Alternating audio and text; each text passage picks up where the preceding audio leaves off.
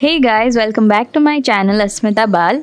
Today we'll be doing Madhubani painting, which is also referred as Mithila art, as it flourishes in the Mithila region of Bihar and is characterized by line drawings filled in bright colors and contrast or patterns.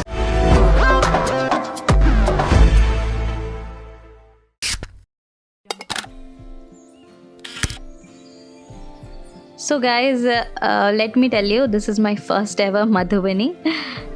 And I feel the folk art of India are so precisely done and the lovely patterns is just magical. My love for pattern drawing is getting stronger and stronger with each new art form.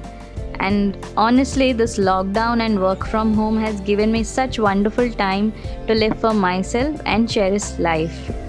And I want to pass this positivity to each one of you. So stay blessed, guys.